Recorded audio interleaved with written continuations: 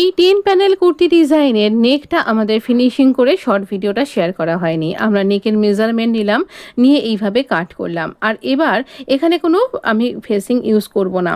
এখানে প্রথমে আগে কলিগুলোতে লেস অ্যাটাচ করছি। লেসটা অ্যাটাচ করব যেন লেসের এই যে পেটালের মুখটা যেন আমনে সামনে থাকে।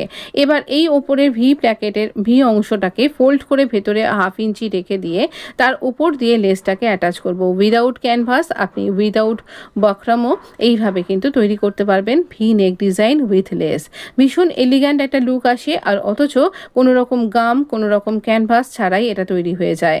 আমরা এখানে যতটা আমরা খোলা রাখতে চাইছি ততটা খোলা রাখবো। বাকি অংশটা নিচ থেকে মোটামুটি 13 ইঞ্চি মতন ওপেন রেখে আমরা ফ্রন্ট ওপেন করে বাকি অংশটাকে ফোল্ড করে স্টিচ করব। এখানে স্টিচ করব আমরা ভেতরে আরও একটা ডাবল ফোল্ড করে লেসকে অ্যাটাচ করছি। না এতে করে একদমই ছিঁড়ে যাবে না। আর আপনি যদি জোরে টান মারেন তাহলে তো অবশ্যই ছিঁড়ে যেতেই পারে, সে যে কোনো কিছুই ছিঁড়ে যেতে পারে, কিন্তু মেশিন ওয়াশেও এটা ছিঁড়বে না, এটুকুনি আমি গ্যারান্টি দিতে পারি। অবশ্যই এই ধরনের নেক ডিজাইন খুব সহজে যারা একদম বিগিনার্স তৈরি করতে পারেন। ব্যাক নেকটাকে আমরা এরকমভাবে মেজারমেন্ট অনুযায়ী কাট করব।